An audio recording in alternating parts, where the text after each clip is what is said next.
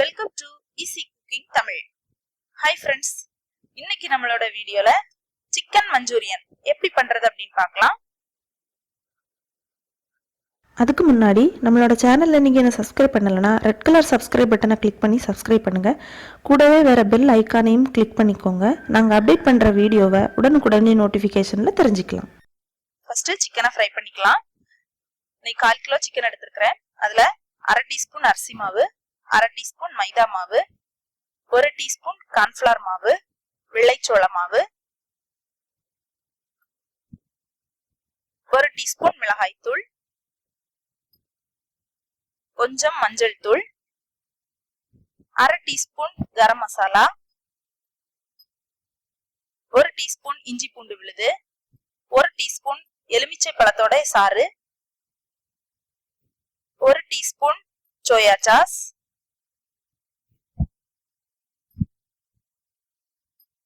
தேவையான அளவு உப்பு. இது எல்லாத்தையும் சேர்த்துட்டு கை வச்சு இதை நல்லா மிக்ஸ் பண்ணி எடுத்துக்கலாம். மசாலா எல்லா இடத்துலயும் நல்லா மிக்ஸ் ஆற மாதிரி நல்லா மிக்ஸ் பண்ணிக்கோங்க.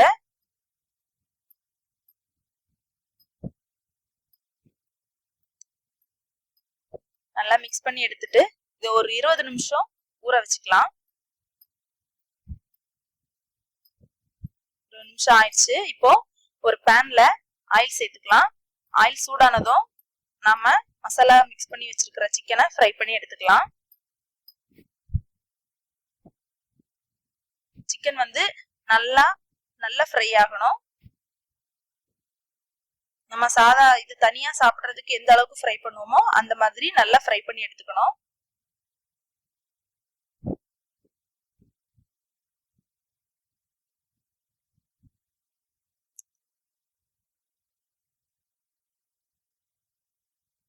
பாருங்க, இந்த மாதிரி நல்லா சிக்கன் ஃப்ரை ஆகி வரணும்.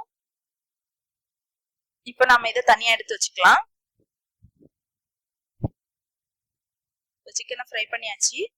நாம இப்போ சிக்கன் ஃப்ரை பண்ண அதே ஆயில எடுத்துக்கலாம். எடுத்துட்டு ஒரு 3 பல் கூட குட்டி குட்டியா நறுக்கி எடுத்துக்கோங்க. ஒரு சின்ன துண்டு இஞ்சி அதையும் இந்த மாதிரி குட்டி குட்டியா நறுக்கிக்கோங்க. இதை ஒரு வாட்டி ஆயில்ல நல்லா ஃப்ரை பண்ணிக்கலாம்.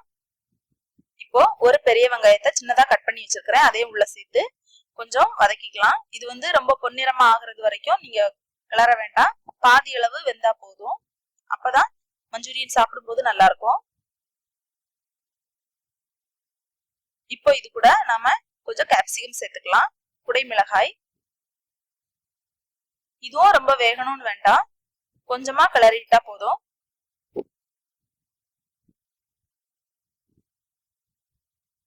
ஜஸ்ட் அந்த பச்சை ஸ்மெல் மட்டும் போனா போதும். இப்போ இதுல 1 டீஸ்பூன் அளவுக்கு tomato sauce, 1 teaspoon green chilli sauce, 1 teaspoon soya sauce மூணத்தையும் சேர்த்துட்டு ஒரு வாட்டி லைட்டா கிளறி விட்டுக்கோங்க. எல்லா இடமும் மிக்ஸ் ஆற மாதிரி கிளறி விட்டுக்கலாம். இப்போ கொஞ்சமா உப்பு சேர்த்துக்கலாம். சிக்கன் ஃப்ரை பண்றதுக்கு நம்ம அதிலே உப்பு சேர்த்துருந்தோம். இப்போ நம்ம வெங்காயம் கேப்சிகத்துக்கு மட்டும் உப்பு சேர்த்துக்கிட்டோம். இப்போ கொஞ்சம் கொத்தமல்லி சேர்த்து இதையும் ஒரு வாட்டி கிளறி விட்டுக்கலாம்.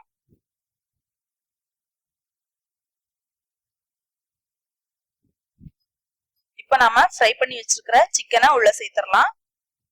சேர்த்து இது அந்த வெங்காயம் கேப்சிகம் அதுல இருக்கிற அந்த சாஸ் எல்லாம் நல்லா மிக்ஸ் ஆற மாதிரி நல்லா பொறுமையா கலந்து விட்டுக்கோங்க.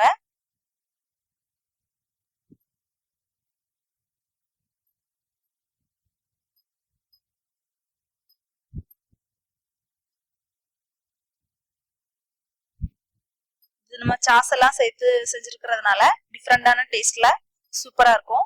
அவ்வளவுதான், ரெடி ஆயிடுச்சு. இப்ப நம்ம இதை ஒரு தட்டுக்கு மாத்திரலாம்.